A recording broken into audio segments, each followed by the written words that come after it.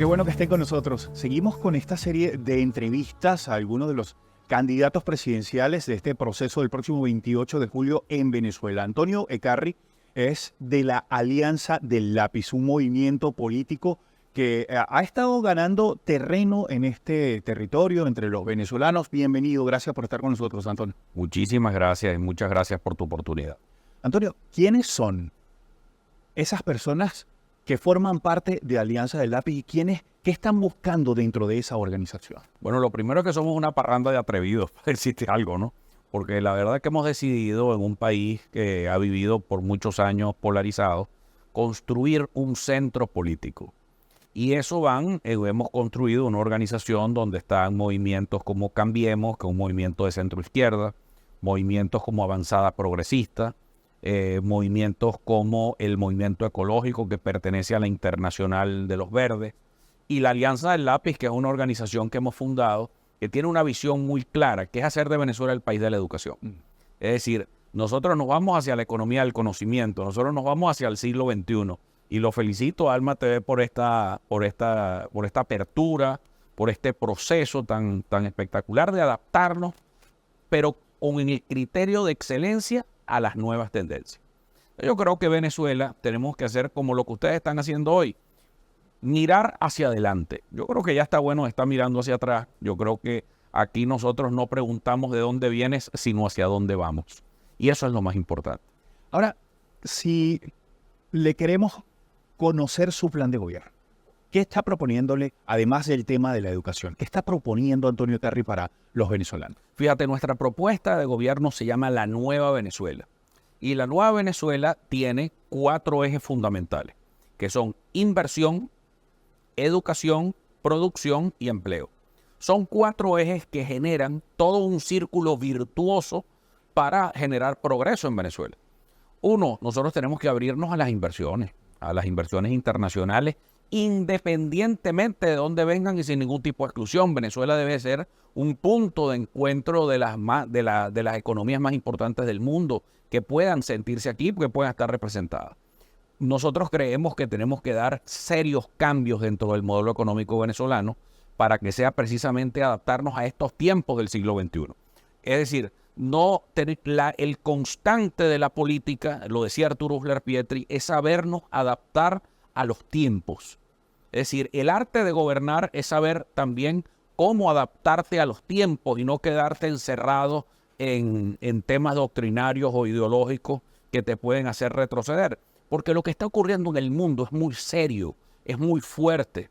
Esta nueva revolución industrial pondría a pensar hasta el mismo Marx. Es decir, cuando tienes a una inmensa mayoría de tus ciudadanos que son emprendedores, que coinciden además el papel del trabajador con el papel del patrono. Es decir, ya no es la explotación del hombre por el hombre que planteaba Marx, sino es la explotación del hombre a sí mismo.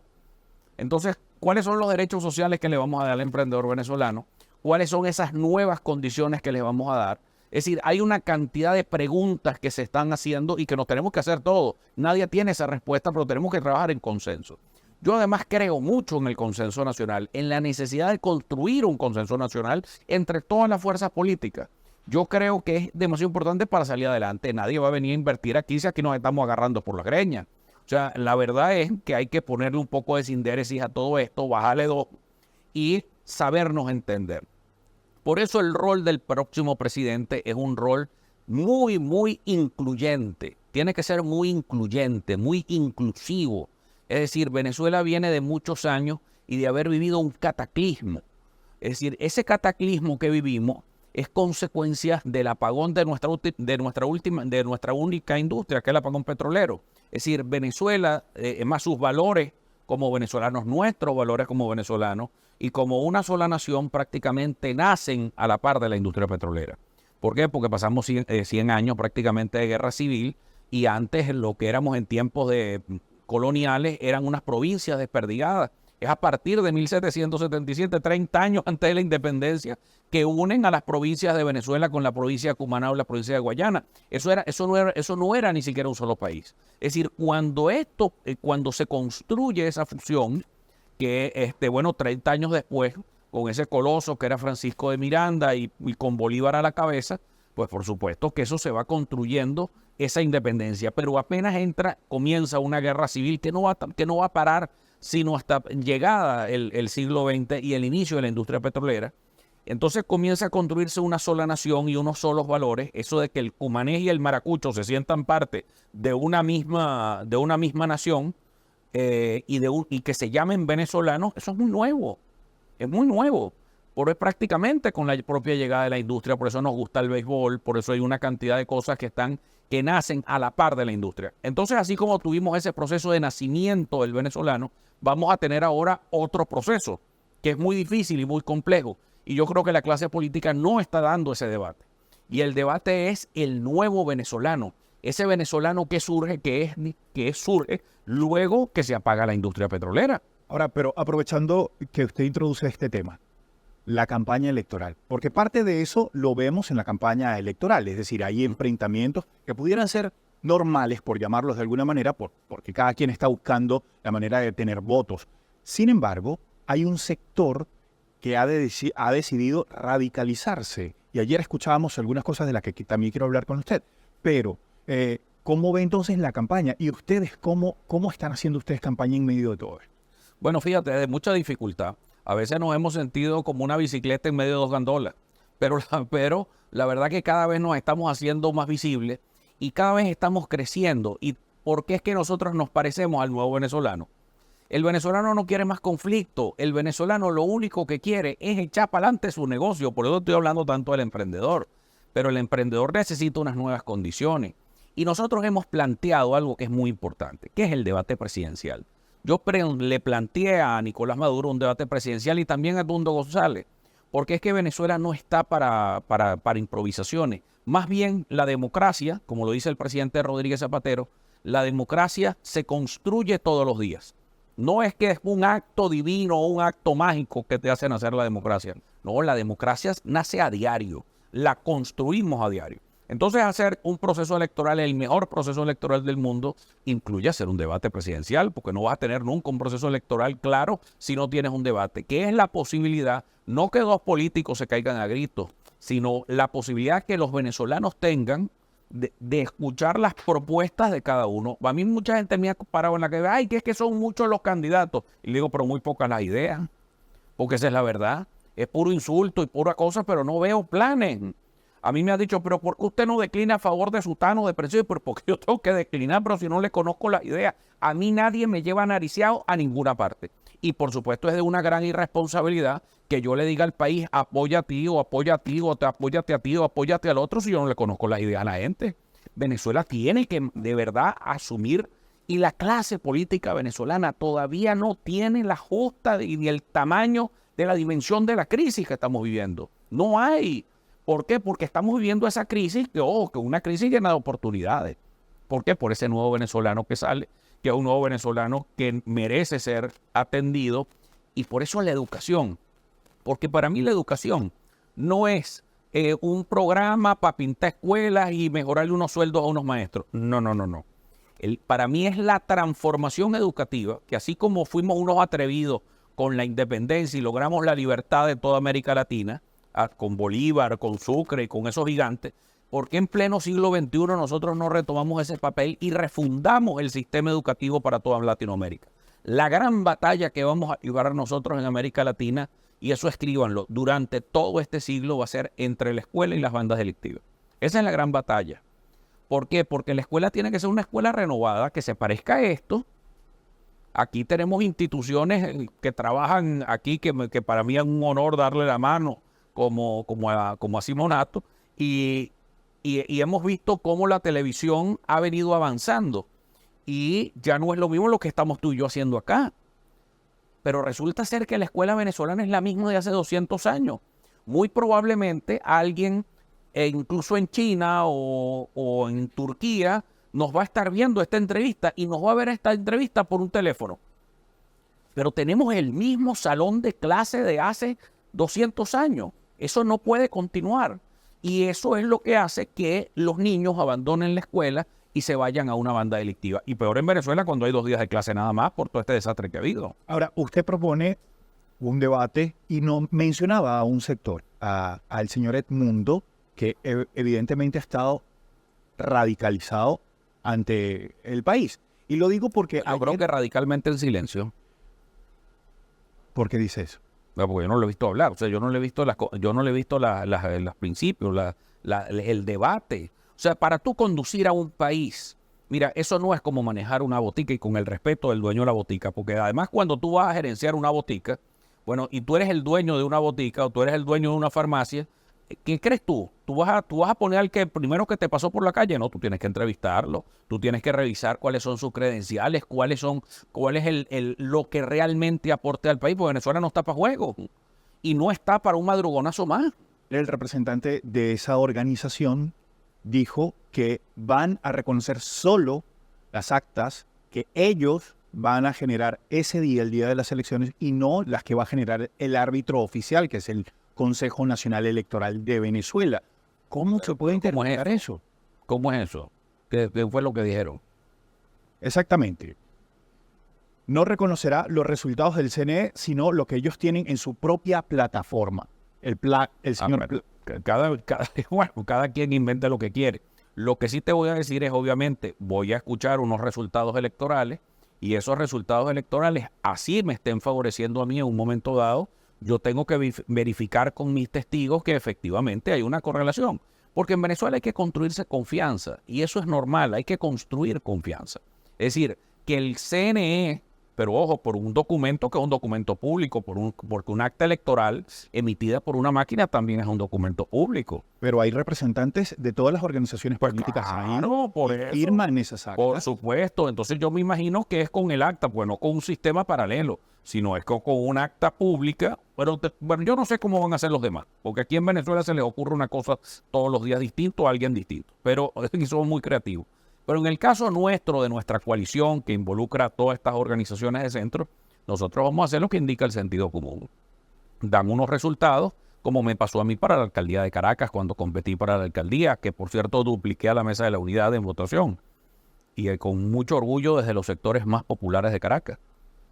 El CNE dio unos resultados, pero ya habían hasta unos centros predictores donde mis testigos ya me estaban dando la información. Es decir, que cuando el CNE habló de resultados, ya yo tenía una referencia con centros predictores, con mesas, etcétera, pero no eran una plataforma mía, no era un documento mío, era un documento de las propias máquinas que son documentos públicos. Ahora, es decir, que hay un mecanismo de chequeo. Pero ¿Qué quiere decir con eso? Para un venezolano común, que uno de los candidatos le diga, o la organización le diga que no va a reconocer lo que diga el CNE, sino que va a reconocer solo sus actas. Bueno, pues eso es muy lamentable. Eso es muy lamentable porque tiene que haber respeto a las instituciones. Mira, aquí no vamos a salir del problemón en que estamos. Por eso es que yo planteo cambio, porque no me gusta el gobierno de Nicolás. No me gusta, porque no me gusta el PSUV. Pero tampoco me gusta la MUD. Entonces, como no me gusta uno y no me gusta el otro, bueno, entonces tengo que generar, pero una cosa lógica, sin trauma y sin conflicto. Es decir, el CNE sale el amoroso y dice, estos son los resultados electorales. Créeme que ya yo voy a saber por mis centros predictores que tengo en una cantidad de ciudades que más o menos me van a decir cuál es la tendencia. Y, por supuesto, si tengo algo que reclamar, en su momento lo reclamaré. Porque, bueno, para eso también están las instituciones. Si tú tienes algún tipo de desconfianza, tú reclamas. Pero tampoco es que vas a estar de una vez diciendo yo no voy a estar catando nada. No, ya va, vamos a esperar y dar buena fe. Mira, yo te voy a decir una cosa. Yo no tengo representantes en el CNE. Pero ese señor que dijo esa declaración sí tiene representantes en el CNE. Porque el lápiz y mi coalición no tienen representantes, no tienen rectores electorales. Pero ellos no tienen, creo que Acción Democrática y Un Nuevo Tiempo tienen rectores en el CNE. Yo no. Nosotros tienen el PSUV y la MUD. Nosotros no.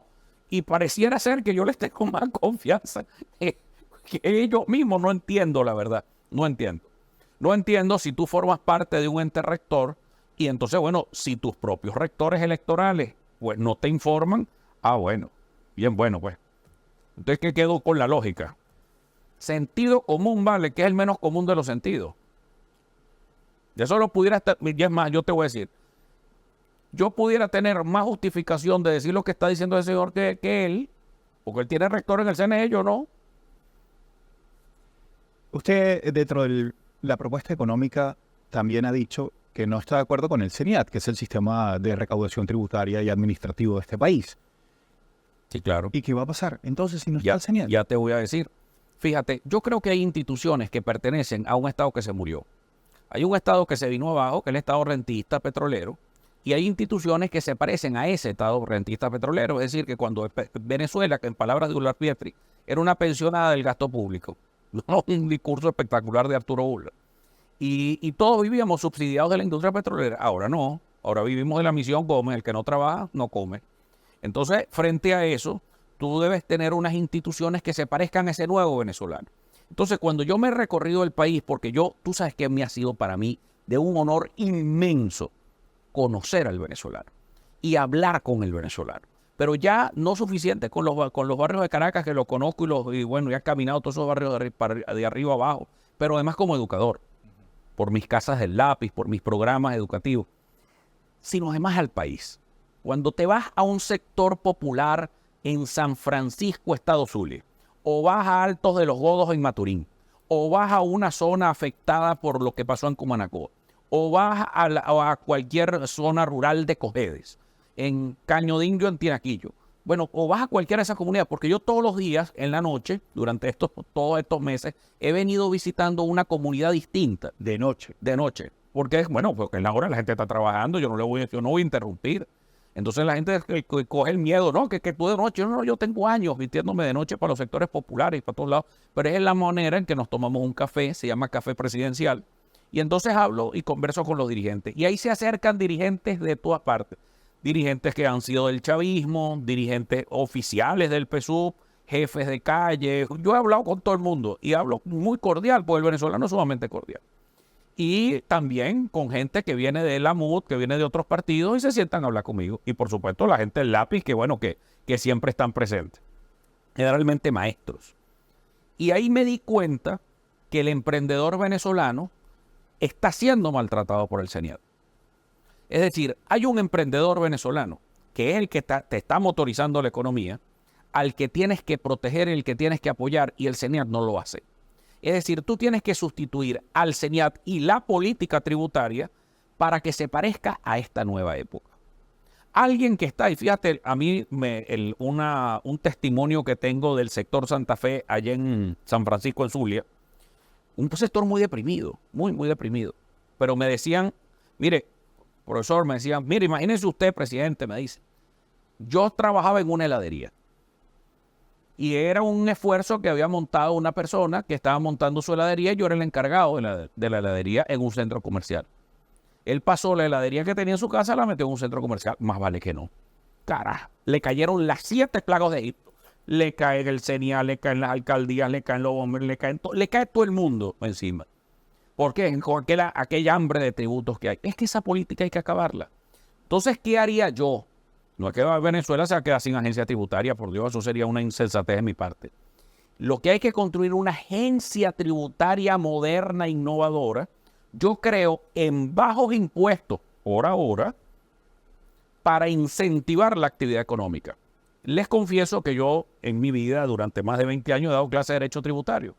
Y les he dicho a mis alumnos, siempre cuando vayan a comenzar un proceso de recaudación en un municipio, comiencen bajo. Comiencen con bajos impuestos. ¿Para qué? Para lograr que mucha gente se empadrone.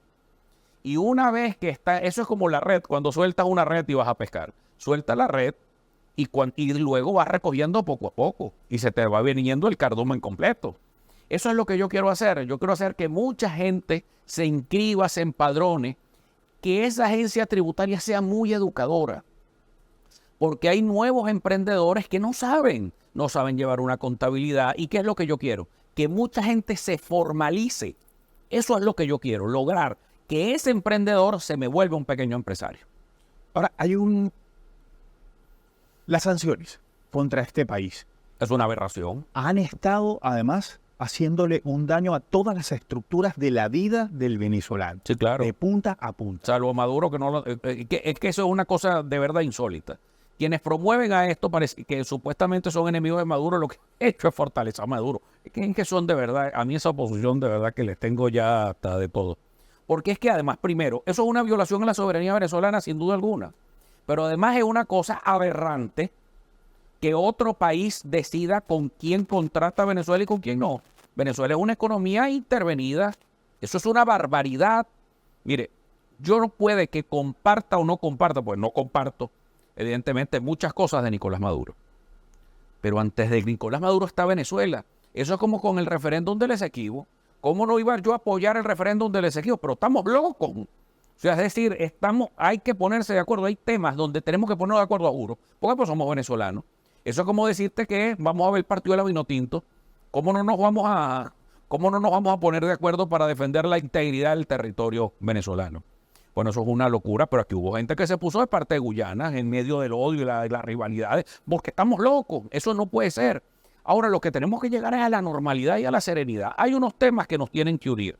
Y por eso yo sugiero que una vez yo siendo presidente electo, mi propuesta es que el 29, porque hay mucha gente que ha dicho, no, pero es que 6 meses, no, 6 meses es mucho trabajo del presidente electo. Menos mal que me están dando 6 meses.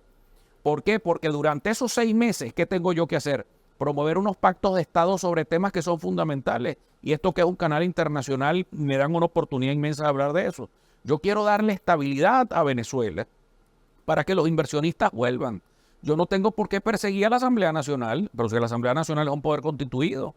Yo soy presidente electo, pero yo hasta más solo que la una, porque es un ejecutivo nada más. Pero el legislativo está ahí y no se puede desconocer, el poder judicial está ahí y no se puede desconocer, el poder ciudadano está ahí y no se puede desconocer, la Fuerza Armada está ahí y no se puede desconocer. Pues si no sería un golpe de Estado, eso es una barbaridad. ¿Y cómo será presidente con estas sanciones? ¿Qué va a hacer? Bueno, trabajar muy duro, fíjate, con la presidenta de México, la nueva presidenta de México, con Claudia Sheinbaum, que la admiro muchísimo, con muchos presidentes latinoamericanos. El presidente Lula va a ser un gran aliado, el presidente Petro puede ser un gran aliado. O sea, hay muchos aliados, incluso en Europa el presidente Sánchez es un gran aliado. Incluso el presidente Macron puede ser un gran aliado. El presidente, el canciller alemán. Y además frente incluso al mercado indio, la India, la Gran Bretaña, yo creo que hay demasiada gente que puede ayudar a que cese esa intervención sobre Venezuela, porque eso no tendría ningún sentido. Ahora, ahí se les acabaron las excusas. Pues, ¿qué van a decir? ¿Que no es un gobierno legítimo? Bueno, aquí tenemos unas autoridades legítimas, y esas autoridades legítimas somos nosotros. Pues tienen que reconocerlas. Pues hasta cuándo es esto. Y vamos a reclamar con mucha autoridad el levantamiento de esas sanciones contra Venezuela, siendo presidente electo. Y buscar también todas las condiciones necesarias para que todo el mundo se sienta cómodo en Venezuela. Entonces, como hay un cambio de gobierno, entonces yo voy a perseguir las inversiones rusas, chinas, iraníes. Yo no voy a perseguir nada de eso, al contrario. Lo que tengo que ir a visitar cada una de esas naciones. Yo no descarto de mis primeras visitas ir a Moscú, ir a Teherán, voy a ir a la Unión Europea, voy a ir a Bruselas, voy a ir a Washington, voy a ir a China, voy a ir a todos lados. ¿Por qué? Porque a mí me interesa vender mis productos venezolanos. El interés venezolano por encima de cualquier otro interés. Antonio Ekarri, muchísimas gracias por su tiempo para Alma Plus TV. No, vale, gracias a ti por la invitación y un placer además y un honor que haber contado con una entrevista como la tuya. Muchísimas gracias a ustedes también. Muchas gracias por habernos acompañado. Hasta la próxima.